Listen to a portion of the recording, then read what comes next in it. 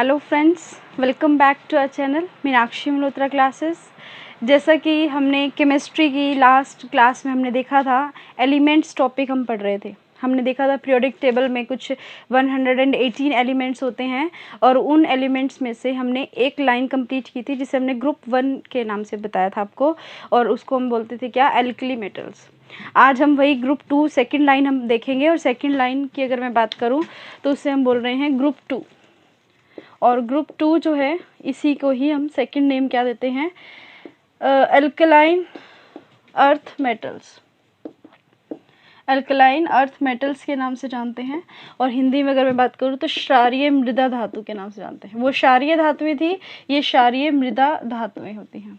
ठीक है, आपसे 4 ऑप्शन देके पूछ लेगा कि बताओ सोडियम, बेरिलियम, ठीक है, और मैग्नीशियम, स्ट्रोंशियम, ये 4 ऑप्शन दे देगा, सिंबल सी दे देगा, और आपसे पूछे बताओ इनमें से कौन सी क्षारीय मृदा धातु नहीं है या कौन सी एल्कलाइन अर्थ मेटल नहीं है। जैसा कि आपने लास्ट क्लास में पढ़ा था, सोडियम के बारे में हम पढ़ चुके हैं और हमने देखा था कि ये एल्कलाइन अर्थ मेटल नहीं है। ये कौन सी मेटल्स हैं, ये एल्कली मेटल्स हैं, क्षारीय धातुएं हैं ये। ठीक है, तो ये हमने लास्ट वीडियो में देखा था। अगर जिसने नहीं देखी है तो आप एक बार इसको देख लेना, फर्स्ट लाइन को, तभी हम आज फिर हम सेकंड लाइन अपनी ग्रुप 2 वाली लाइन कंप्लीट करने जा रहे हैं। तो इसको स्टार्ट करने के लिए हम देखते हैं सबसे पहले तो क्या, आपने जैसे लास्ट क्लास में देखा था ऐसे हम एक ट्रिक की बात करेंगे। और जैसे हमने लास्ट ट्रिक देखी थी क्या, हलीना ने कहा रूबी सजी फिरे, लाइक दैट, ऐसे ही आज हम ट्रिक देखेंगे जिसमें आप देखोगे क्या, अब जब हलीना ने ये बता दिया कि रूबी सजी हुई है तो उसको देखकर जो बेटा है वो क्या मांगेगा घर आके, वो बोलेगा कार चाहिए है उसको इम्प्रेस करने के लिए। ठीक है, तो यहाँ पे आप लिखेंगे बेटा मांगे कार, स्कूटर या फिर सुंदर, कुछ भी लिख सकते हैं क्योंकि ये ट्रिक है। इसको किसी भी तरह, इसको याद करने से मतलब नहीं, इसके थ्रू हमें अपने सिंबल्स याद करने की नीड है या अपनी मेटल्स के नेम याद करने की नीड है। तो बेटा मांगे कार सुंदर, और बाप क्या करेगा फिर उसके बाद, बाप रोए। ठीक है, वो कहेगा मुझसे ही मांग रहा है, खुद अपनी कमाई से ले। ठीक है, तो बेटा के लिए अगर मैं बात करूँ तो सिंबल आप लिखेंगे क्या, BE, और मांगे के लिए MG, और कार के लिए CA, और सुंदर के लिए SR, और बाप के लिए BA, और रोए के लिए RA। ये सिंबल्स आपको याद रखने हैं इसी सीक्वेंस में। हालांकि इनके एटॉमिक नंबर भी आप याद कर सकते हैं यहीं पे ही, एटॉमिक नंबर यानी कि इनकी परमाणु संख्याएं। बेरिलियम का एटॉमिक नंबर होता है 4, और इसी में ही अगर हम बात कर दें कितने ऐड कर दें, 8 ऐड कर दोगे तो इसमें कितने हो जाएंगे, 12। ये आपको एक कंसेप्ट तो पता होगा ना, हम किसी में 2, 8, 8, 18, 18, इस तरह से हम 32 इस तरह से ऐड करते हैं। ठीक है, ये हम कॉन्फ़िगरेशन वगैरह एटॉमिक स्ट्रक्चर के अंदर परमाणु की संरचना में हम डिटेल में देखेंगे कि ये किस तरह से हम इसको फिल करते हैं। आउटर जो वैलेंस इलेक्ट्रॉन्स होते हैं उनको फिल करने का तरीका होता है ये इस तरह से। तो हमने यहाँ पे 2 वाला नहीं किया क्योंकि पहला जो एलिमेंट है इसमें नहीं है, ऊपर वाला जो पीरियड 1 ये पीरियड 2 से स्टार्ट है। ये चीज़ें अगर नहीं समझ में आ रही तो कोई इशू नहीं है, क्योंकि हमने पीरियोडिक टेबल का चैप्टर भी करना है, हम वहाँ पर बात करेंगे। फिलहाल तो हमें इनसे मतलब है कि ये क्या यूजेस हैं इनके, इनसे क्या क्वेश्चन बनते हैं। तो हमने 8 ऐड किया, फिर हम यहाँ पे फिर से 8 ऐड करेंगे तो आपका कितना बन जाएगा, ये इसका 20। तो कैल्शियम का एटॉमिक नंबर कितना हो जाएगा, 20। और अगर मैं बात करूँ यहाँ पे स्ट्रोंशियम, तो स्ट्रोंशियम के लिए हम यहाँ पे कितना ऐड करेंगे, 18 ऐड करेंगे, और 18 ऐड करते ही आप देखेंगे कि यहाँ पे कितना आ जाएगा, 38। फिर से हम 18 ऐड करेंगे, आप देख पा रहे हैं वहाँ पे, तो 18 ऐड करते ही यहाँ पे फिर से कितना बन जाएगा, 56। और ये आपसे पूछा भी जाता है बेरियम का एटॉमिक नंबर कई बार, तो आपको पता होना चाहिए 56 होता है। ठीक है, सिल्वर से कलर का होता है, और ये आपको फ्री फॉर्म में मिलता है। और बेरियम जो है काफ़ी टॉक्सिक होता है ह्यूमंस के लिए, बात करेंगे अभी हम। इसके बाद अगर मैं बात करूँ तो हम कितना ऐड करेंगे, 32, और यहाँ पे फिर कितना हो जाएगा आपका 32 ऐड करते ही 88। तो रेडियम का एटॉमिक नंबर कितना हो जाएगा, 88। ठीक है, जैसा कि मैंने आपको पहले बताया था कि जो स्टार्टिंग के जो एलिमेंट्स होते हैं इनसे मैक्सिमम क्वेश्चंस बनते हैं, जो नीचे वाले एलिमेंट्स होते हैं इनसे एक आधा रेयर क्वेश्चंस आता है, वो भी मतलब किसी एग्जाम्स में, कॉमन एग्जाम्स में इतना नहीं देखने को मिलता है। तो हम इन्हीं के बारे में बात करेंगे।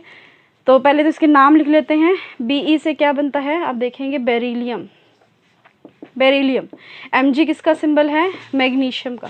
इनको मैं सीक्वेंस में भी लिखवा सकती थी 1 2 3 इस तरह से, लेकिन सीक्वेंस में लिखवाने से बेटर है हम इस तरह से ट्रिक के थ्रू इसको याद करें। इसके बाद CA से क्या हो जाएगा, कैल्शियम, SR से क्या हो जाएगा, स्ट्रोंशियम। स्ट्रोंशियम, और Ba से हो जाएगा आपका क्या, बेरियम, हिंदी में सेम ही नाम है, और Ra से क्या हो जाएगा आपका, रेडियम। ठीक है, तो बेरिलियम, मैग्नीशियम, कैल्शियम, स्ट्रोंशियम और बेरियम और रेडियम, ये कुछ आपके एलिमेंट्स हैं जो क्या हैं, हमें पढ़ने हैं। सबसे पहले हम बेरिलियम की बात करते हैं, तो आप हेडिंग डालेंगे बेरिलियम। बेरिलियम का कुछ खास यूज़ है नहीं। जितने भी हम कलर्ड स्टोन, जैसे कि अगर हम बात करें क्या, ये जो राशि की रिंग्स आती हैं, रिंग्स डालते हैं जिसमें राशि के नग लगे होते हैं, तो उनके अंदर क्या होता है, उनके अंदर बेरिलियम होता है, जो कलर्ड स्टोन्स होते हैं अलग अलग कलर्स के। ठीक है, इसके लिए इतना खास कुछ है नहीं। इसके जो केमिकल्स वगैरह होंगे तो हम पढ़ेंगे अपना जब मेटल नॉन मेटल की बात करेंगे। फिलहाल मैग्नीशियम की मैं बात करूं तो मैग्नीशियम के लिए भी सिर्फ इतना पॉइंट, एक तो आप इतना ध्यान रखिएगा कि मैग्नीशियम जो है ये आपको कहाँ मिलता है, प्लांट्स। आपसे जैसे पूछा जाता है, ध्यान से सुनिएगा, इसके 2 पॉइंट्स दोनों ही इंपॉर्टेंट हैं, दोनों को ही मैं काफ़ी डिटेल में आपको बता देती हूँ। मैग्नीशियम की अगर मैं बात करूँ तो एक तो सबसे इम्पॉर्टेंट चीज़ प्लांट्स, अगर मैं बात करती हूँ हमारी बॉडी की, ह्यूमन की, तो ह्यूमन जो ब्लड है, तो ब्लड का कलर कैसा होता है, आप सभी जानते हैं, रेड कलर। और ह्यूमन ब्लड का जो रेड कलर है उसका रीज़न क्या है, उसका रीज़न है हीमोग्लोबिन। आप सभी जानते हैं Hb होता है हीमोग्लोबिन, जिसकी वजह से कलर कैसा होता है, ब्लड का रेड होता है। सिमिलरली इसी तरह से ठीक जो प्लांट्स की लीव्स होती हैं, पत्तियां होती हैं, उनका कलर कैसा होता है, ग्रीन। ठीक है, तो इनमें भी एक पिगमेंट पाया जाता है Hb हीमोग्लोबिन ब्लड में, ऐसी लीव्स में भी एक पाया जाता है। ये क्वेश्चन कुछ इस तरह से भी आया था, रीजनिंग की फॉर्म में भी बना के दिया हुआ था, क्लासिफिकेशन का जिस तरह से चैप्टर होता है, आपसे दिखा रखा था कि भाई बताओ रेड कलर तो हीमोग्लोबिन और ग्रीन कलर किससे, और 4 ऑप्शन दिए हुए थे आपको। ठीक है, तो लीव्स का जो ग्रीन कलर है, ठीक है, तो वो पहली बात तो ग्रीन कलर आप बोलते हैं, उसमें क्या होता है, क्लोरोफिल होता है, क्लोरोफिल होता है। इतनी बात तो आपको सुने, ग्रीन कलर का कारण क्या है, क्लोरोफिल, और इसके रेड कलर का कारण क्या है, हीमोग्लोबिन। अब आपसे बहुत बार अनलिमिटेड टाइम से क्वेश्चन पूछा जा चुका है कि हीमोग्लोबिन में कौन सी धातु पाई जाती है, तो आपका आंसर सिर्फ और सिर्फ क्या रहना चाहिए, आयरन धातु पाई जाती है। तो Fe जो है इसका सिंबल है आयरन का। तो हीमोग्लोबिन में कौन सी, हमारे ब्लड में कौन सी धातु होती है, हीमोग्लोबिन में आयरन पाई जाती है। ऐसे ही सिमिलरली आपसे पूछा जाएगा क्लोरोफिल में कौन सी धातु पाई जाती है, तो क्लोरोफिल में जो है धातु पाई जाती है magnesium. The most important question, bar bar repeated question. ठीक है, तो क्लोरोफिल में कौन सी धातु पाई जाती है, मैग्नीशियम। तो आप लिख सकते हैं कि प्लांट्स की जो पत्तियां होती हैं जिसका ग्रीन कलर क्लोरोफिल की वजह से है, तो वही क्लोरोफिल जिसको हम पर्णहरित के नाम से जानते हैं हिंदी में, इसी के ही अंदर क्या पाया जाता है, क्लोरोफिल को क्लोरोफिल भी लिखते हैं हिंदी में, और इसको पर्णहरित भी कहते हैं। तो इसी में क्या पाया जाता है, मैग्नीशियम। ठीक है, तो मैग्नीशियम का एक यूज़ आपने देखा कि प्लांट्स में पाया जाता है, ग्रीन कलर जो क्लोरोफिल होता है उसके अंदर। दूसरी मैं मैग्नीशियम के अगर यूज़ की बात करूं तो आपने देखा होगा, हमारा भी डाइजेस्टिव सिस्टम हम स्टार्ट करेंगे बायोलॉजी में, बहुत ही जल्दी हम स्टार्ट करने वाले हैं। तो दूसरी चीज़ मैं आपको बता देती हूँ यहाँ पे,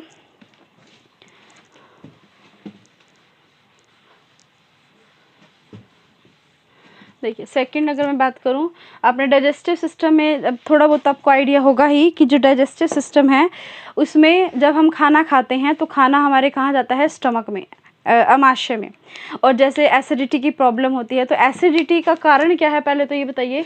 एसिडिटी का कारण है एसिड बनना, कोई भी एसिड ज़्यादा बनता है, तो एसिड कौन सा बनता है, तो आपका आंसर आएगा HCl। HCl मतलब हाइड्रोक्लोरिक अम्ल। HCl कौन सा हो जाएगा आपका, हाइड्रोक्लोरिक एसिड या हाइड्रोक्लोरिक अम्ल। तो ये जो HCl है ये हमारे अमाशय में बनता है, बनना ज़रूरी भी है इसका, क्योंकि अगर ये नहीं बनेगा तो प्रॉपर डाइजेशन नहीं होगा। लेकिन अगर ये एक्सेस में बन जाए तो प्रॉब्लम हो जाती है क्या, एसिडिटी की। और एसिडिटी को ख़त्म करने के लिए हम क्या लेने के लिए जाते हैं शॉप पे, इनो। ठीक है, या कोई भी एंट एसिड। इनो के अलावा आप नाम लिख सकते हैं डायरेक्ट, एंट एसिड। इनो के अलावा कुछ भी हो सकता है ना। तो एंट एसिड मतलब होता है प्रति अम्ल। प्रति अम्ल मतलब जो अम्ल के प्रभाव को कम करते हैं, उनको ही तो बोलते हैं एंटासिड। तो अम्ल के प्रभाव को, या अम्ल ये जो है एक्सेस में हो गया था, इसके प्रभाव को कम करने के लिए सीधी सी बात है, हमें क्या चाहिए होगा, बेस चाहिए होगा। ये तो पता होगा ना, एसिड और बेस एक दूसरे क्या होते हैं, अपोजिट। एसिड ज़्यादा हो जाएगा तो बेस यूज़ करेंगे, और बेस ज़्यादा हो जाएगा तो एसिड का यूज़ करेंगे। तो इसी तरह से अगर मैं बात करूँ एंटासिड की, तो एंटासिड के रूप में यहाँ पे जो बेस यूज़ किया जाता है कॉमनली, वो किया जाता है MgOH का ट्वाइस। मैग्नीशियम हाइड्रोक्साइड बोलते हैं यहाँ पे से हिंदी में भी। तो मैग्नीशियम हाइड्रो ऑक्साइड का यूज़ किया जाता है। ठीक है, तो मैग्नीशियम हाइड्रोक्साइड जो है वो किस लिए यूज़ हो रहा है, तो आप बोलेंगे बेस की तरह यूज़ हो रहा है। तो ये ऐसे इनो के अंदर भी कौन सा बेस होता है, तो मैग्नीशियम हाइड्रोक्साइड पाया जाता है, जिसकी वजह से ये जो इस एसिड का जो प्रभाव है वो कम हो जाता है और एसिडिटी की प्रॉब्लम भी क्या होती है उस टाइम पे कम हो जाती है। ठीक है, तो ये कुछ 1-2 यूजेस थे मैग्नीशियम के। बाकी मैग्नीशियम जो है बेस में हम और भी पढ़ेंगे, इसको हम मिल्क ऑफ मैग्नीशिया भी कहते हैं। ठीक है, मिल्क ऑफ मैग्नीशिया के नाम से भी जानते हैं इसी मैग्नीशियम हाइड्रोक्साइड को। एक और नाम से आपसे पूछा जाता है, बताओ मिल्क ऑफ मैग्नीशिया का क्या फॉर्मूला है, 4 ऑप्शन दे देगा, तो इसका फॉर्मूला यही है MgOH का ट्वाइस। ठीक है, ये सारी बातें मैं यहाँ पे अब ज़्यादा डिटेल में इसलिए बता रही हूँ क्योंकि मैं तो सिर्फ यहाँ पे आपको एलिमेंट्स बताना चाह रही हूँ, और सारी इसके बारे में जो डिटेल्स हैं मैग्नीशियम कैल्शियम ये सब हम बेसिस के सोल्ट्स के एसिड के चैप्टर में हम पढ़ेंगे। अब नेक्स्ट आप देखेंगे क्या है, कैल्शियम। स्ट्रोंशियम से कोई क्वेश्चन नहीं आता, हम नहीं पढ़ेंगे। बेरियम से सिर्फ इतनी बात याद रखिए कि ये काफ़ी टॉक्सिक होता है और इसका जो है इतना खास यूज़ होने वाला ये एलिमेंट है नहीं। अगर होगा तो जैसे कोई पेंट वगैरह में इसका यूज़ किया जाता है। ठीक है, या फिर जो सिटी स्कैन वगैरह होते हैं या मेडिसिन्स के रूप में भी इसका कहीं ना कहीं यूजेस होते हैं इसके कंपाउंड्स के। अगर मैं बात करूँ रेडियम की, तो रेडियम की अगर मैं बात करूँ तो ये एक तरह का कैसा तत्व होता है, ये एक रेडियो सक्रिय तत्व है, रेडियो एक्टिव एलिमेंट, जिसकी खोज किसने की थी, मैडम क्यूरी ने की थी रेडियम की डिस्कवरी। और इसका एटॉमिक नंबर पूछा जाता है तो आपको बताना चाहिए कितना है, 88। रेडियम का एटॉमिक नंबर कितना होगा, 88। और आपने देखा कि ये कैसा तत्व है, रेडियो एक्टिव, मतलब वही है रेडियो एक्टिव जो सब्सटेंसेस ये एलिमेंट्स होते हैं, इनके यूजेस आपको बताना चाहिए।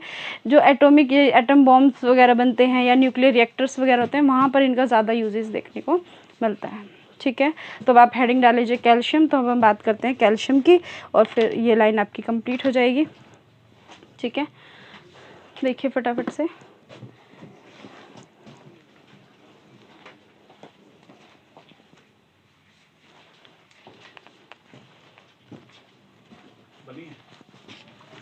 हो गया होगा आई थिंक। तो अब हम आगे फटाफट से कैल्शियम की बात कर लेते हैं। 2 मिनट का हो रह गया आपका। कैल्शियम का होने के बाद ये लाइन आपकी कंप्लीट हो जाएगी।